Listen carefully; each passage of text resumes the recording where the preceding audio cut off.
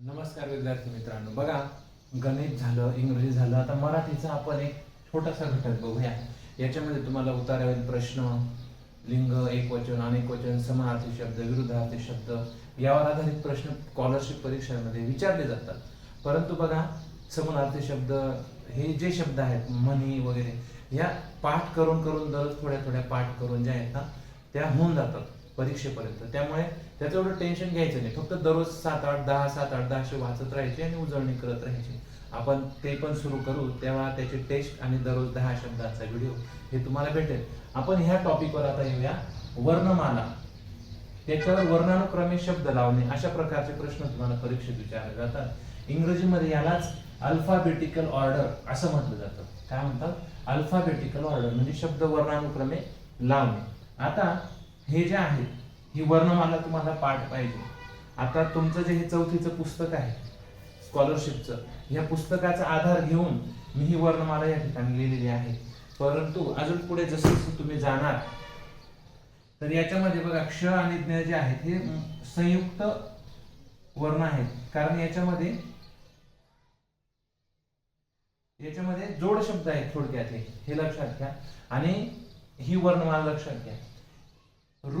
ऋषीचा शब्द बघा, तुम्ही ऐकला असेल, तुमची जी आपल्याला लहानपणी बाराखडीची एक पुस्तिका मिळायची, त्याच्यात हा ऋषीचा असं शिकवलं असेल सरांनी. आणि हा क्लुप्ती ह्या शब्दामधला हा आहे, पण तो इथं दिलेला नाहीये.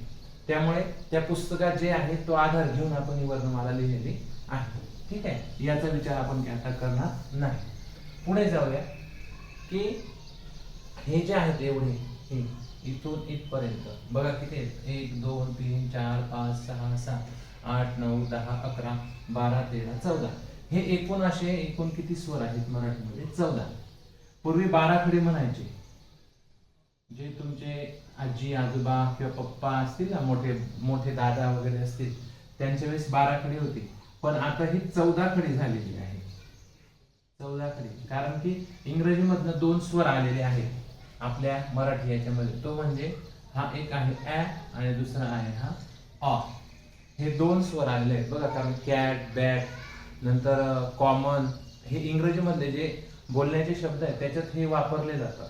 म्हणून हे इंग्रजीमधनं आपल्या याच्यात आलेले आहेत. ठीक आहे, आता याच्यावर आधारित प्रश्न विचारले कसे जातात ते प्रश्न सोडण्याआधी तुम्हाला हे क्रमाने पाठ पाहिजे.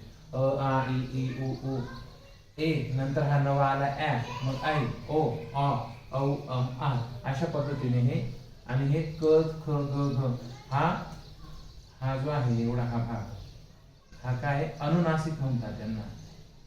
हे एवढं डीप मध्ये आता तुम्हाला नाही चौथीला, पण जेव्हा तुम्ही 7वी स्कॉलरशिपला किंवा 5वी 6वीचं मंथन अशा परीक्षांचा अभ्यास करणार तेव्हा हे तुम्हाला राहील. मी आता फक्त थोडस तुम्हाला ओळख करून देतो. हे अनुनासिक आहे. अनुनासिक म्हणजे काय? की ज्यांचा उच्चार नाकातून होतो यांना अनुनासिक म्हणतात. ठीक आहे, हे क्रमाने असे पाठ करून ठेवायचे. आता इथं बघा बरेच जण कसे फसतात. हे अक्षर आणि हे अक्षर, याला पण ड म्हणतात, याला पण ड म्हणतात, पण हा चूक आहे. हा इथं हा जो आहे हा ड आहे, हा अनुनासिक आहे. त्याला असा उच्चार करतात. वाङ्मय असा एक शब्द आहे, वाङ्मय, त्याच्यात हा शब्द असा वापरला. काही जण वाङ्मय असं म्हणतील, पण नाही, याला वाचताना वाङ्मय असं. मग तो वाङ्मय मध्ये जो नाकात आवाज येतोय ना त्याचं ही चिन्ह आहे, त्या आवाजाचं ही चिन्ह आहे. आपण आता जास्त काही खोलात जायचं नाही. त्यानंतर हा जो आहे हा आणि हा, याच्यात फरक आहे. हा त्र आहे, जोड अक्षर आहे हे त्र. हा त्र नाही, हे सुद्धा अनुनासिक आहे, याचा नाकात उच्चार होतो. हे काही शब्द आले की आपण बघूया किंवा तशी कमेंट करा. याच्यावर आपण एक छान स्वतंत्र एक मस्त व्हिडिओ बनवूया. ठीक आहे, आपण आता हे सगळं पाठ केल्यानंतर याच्यावरचे प्रश्न कसे राहतील ते बघूया. त्याच्यातला एक पहिला प्रश्न आपण बघूया. चमचा, कपाट, आपण, अननस, जहाज हे शब्द वर्णानुक्रमे लावल्यास मध्यभागी कोणता शब्द येईल? प्रश्नचिन्ह. मध्यभागी कोणता शब्द येईल? आता बघू. च पहिला अक्षर बघायचं वर्णानुक्रम लावताना. च, क, आ, अ, ज. आता याच्यामध्ये बघायचं सगळ्यात पहिले कोणता आहे तो अ, म्हणजे 1 नंबरचं कोणतं येणार? अननस. नंतर 2 नंबर इथं आ आहे बघा, अ, आ, मग तो शब्द येणार आपण. त्याच्यानंतर बघा शब्द जर आपण विचार केला, अ झाला, आ झाला. आता च, ज आणि क राहिला बघा. च, ज मध्ये बघायचं. आता हा क ची सुरुवात आहे म्हणजे कपाट. बरोबर, कपाटचा क पण झाला. त्यानंतर च आणि ज मध्ये, हा इथं च आहे आणि या इथं ज आहे, म्हणजे पहिले च येतो, म्हणून पहिले चमचा. आणि त्याच्यानंतर पुढचा शब्द येईल जहाज. मग आता प्रश्न काय विचारलेला आपल्याला की मध्ये कोणता शब्द येईल, मध्यभागी. मग मध्यभागी कोणता शब्द येतोय, कपाट. मग ह्या इथं पर्यायामध्ये जे उत्तर दिलं राहील तो पर्याय क्रमांक आपण बनवायचा. याच्यात दोन गोष्टी घडतात बघा. पहिले वर्णानुक्रमे लावता आलं पाहिजे आणि त्याच्यानंतर कोणता विचारलाय ते शोधून त्याचा पर्याय क्रमांक रंगवता आला पाहिजे. याच्यासाठी फार कमी वेळ भेटतो आपल्याला परीक्षेमध्ये, म्हणून अशा प्रश्नांचा जास्तीत जास्त सराव करणं गरजेचं आहे. असाच एक दुसरा प्रश्न मी अजून इथं लिहितो, तोपर्यंत व्हिडिओ पॉज करतो आणि परत मी प्रश्न लिहितो. ओके, बघा इथं हा दुसरा प्रश्न मी लिहिलेला आहे. वर्णानुक्रमे लावल्यास पुढील शब्दांचा योग्य क्रम कसा येईल. आणि इथे 4 शब्द दिलेत, कॅमेरा, कैलास, केशरी, कोकिळ. म्हणजे सगळे क चे शब्द आहेत बघा. क ची 14 खडी या ठिकाणी वापरलेली आहे. मग सगळ्यात पहिले हा जो वरती हा आहे तो कोणता अक्षर, याच्यामध्ये हा स्वर लपलेला आहे. बरोबर, त्याच्यानंतर हा कै, याच्यामध्ये हा स्वर लपलेला आहे. हा जो असतो ऐ, हा 2 मात्रांचा हा स्वर आहे. बरोबर, नंतर हा केशरी, याच्यामध्ये हा, आणि मग हा कोकिळ ओ, त्याच्यात हा स्वर लपलेला आहे. मग या ठिकाणी आपल्याला चेक करावं लागेल की कोणता पहिले येणार. तर इथं बघा हा शब्द, याचा शब्द कोणता आहे, हा केशरी, म्हणजे तो पहिले येणार क. बरोबर, त्याच्यानंतर मग दिलेला पर्याय हा पण आलेला आहे या ठिकाणी. ॲचा शब्द कोणता आहे, हा, म्हणजे हा अ.